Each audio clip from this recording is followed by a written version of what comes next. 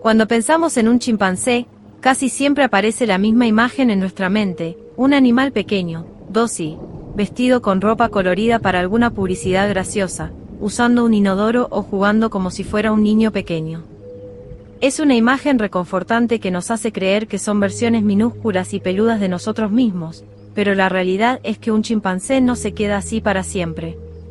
Con el tiempo crece y se convierte en un animal de más de 100 kilos, con una fuerza física capaz de superar a varios adultos entrenados y con comportamientos instintivos que no se pueden predecir ni controlar, mucho menos dentro de las 4 paredes de una casa suburbana.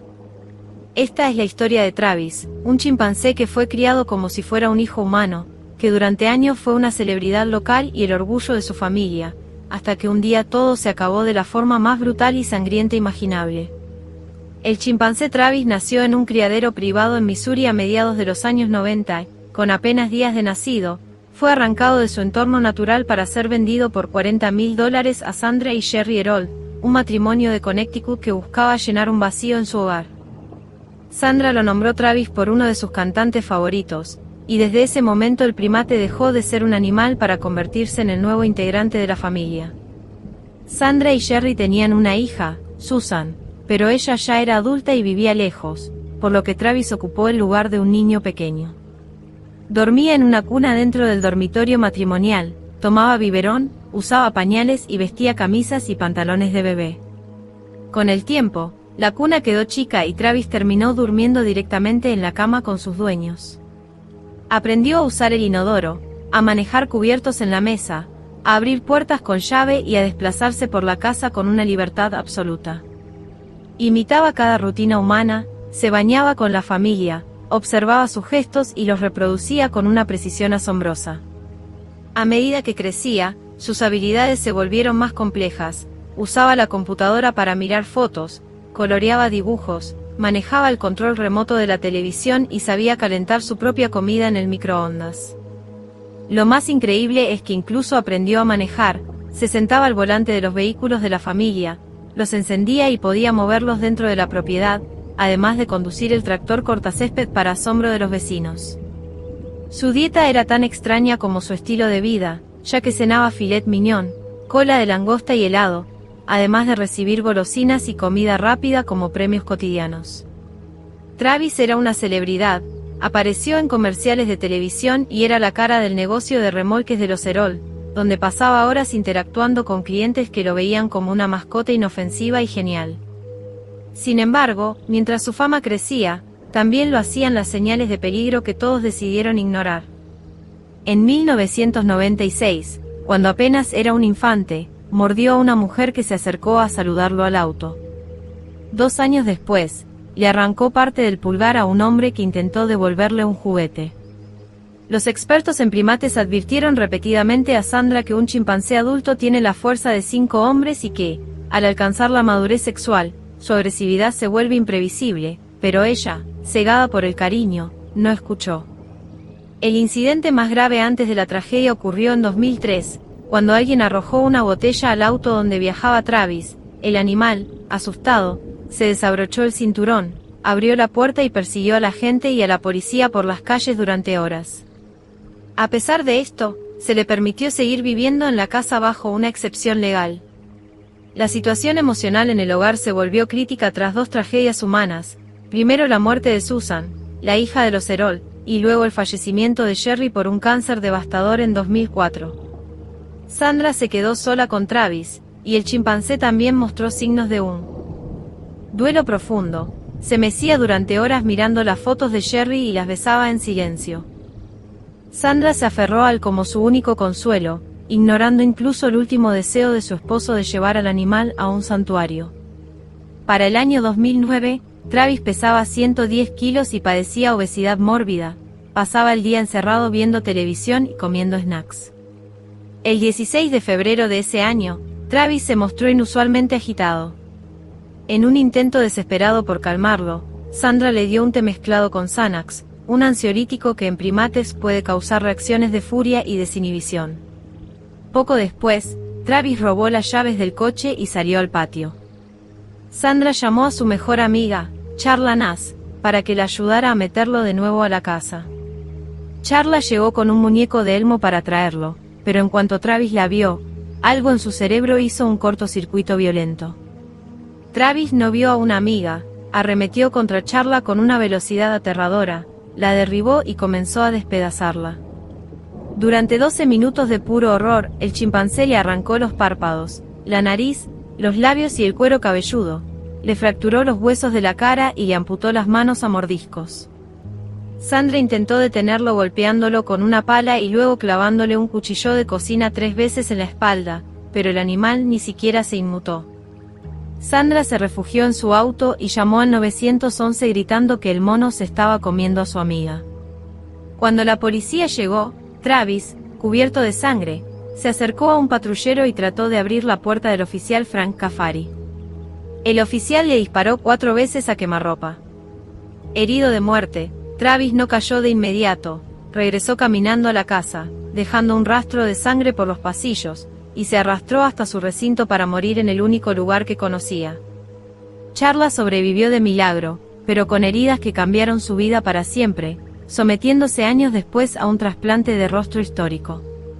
Sandra murió poco después, sola y atormentada por la culpa, dejando tras de sí una lección sangrienta sobre la arrogancia humana de intentar domesticar lo que, por naturaleza, es salvaje.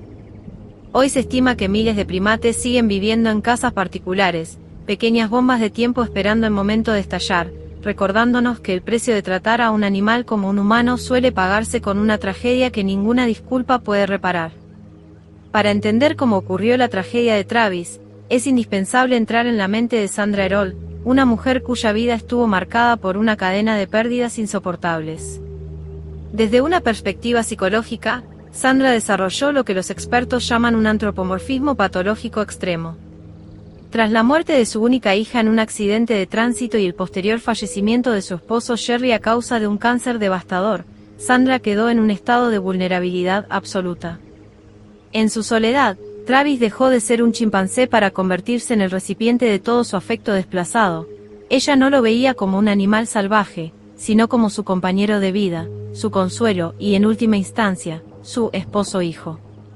Esta distorsión de la realidad la llevó a ignorar todas las señales de advertencia, desde los ataques previos hasta los cambios de humor de Travis.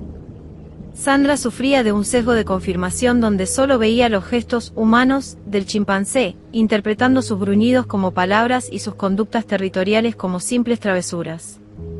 Esta desconexión con la naturaleza del animal creó un ambiente de falsa seguridad donde las barreras entre especie y especie se borraron, permitiendo que un depredador de 110 kilos circulara libremente por una zona residencial. Su negativa a enviarlo a un santuario, incluso bajo el ruego de su esposo moribundo, revela una dependencia emocional donde la necesidad de compañía de Sandra prevalecía sobre la seguridad pública y el bienestar del propio animal, que vivía en un estado de estrés constante al intentar cumplir roles humanos para los que su biología no estaba diseñada.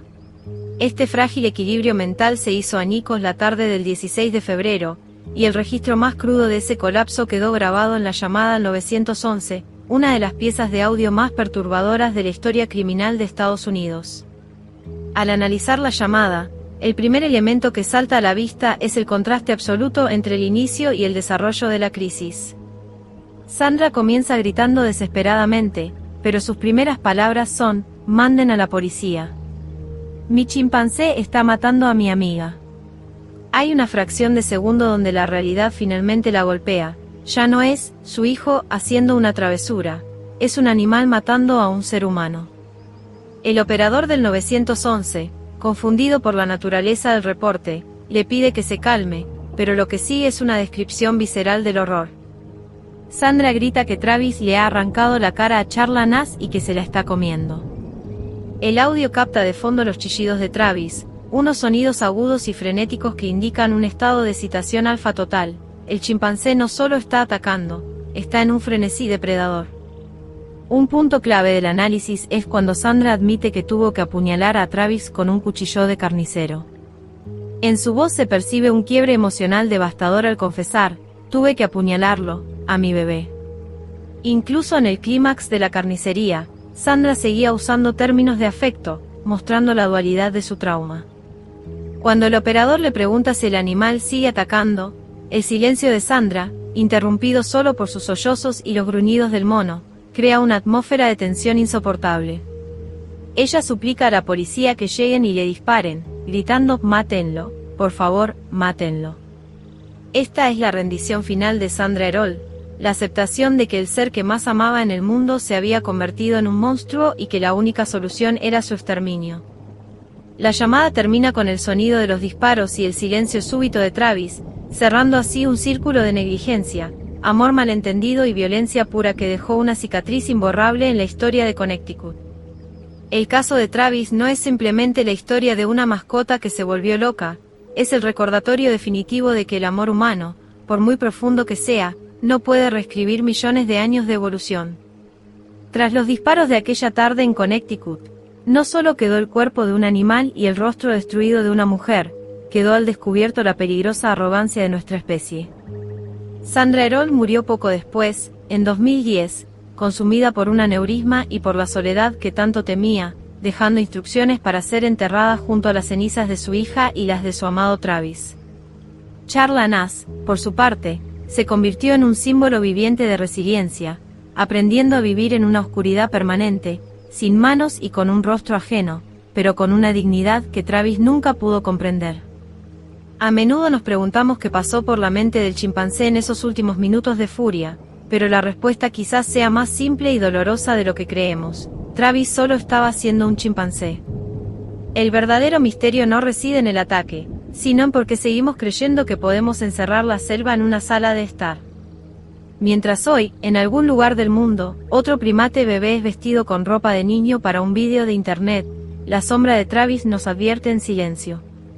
Nos recuerda que los animales salvajes no son espejos de nuestra humanidad, sino seres con sus propias reglas, miedos y fuerzas que no nos pertenecen.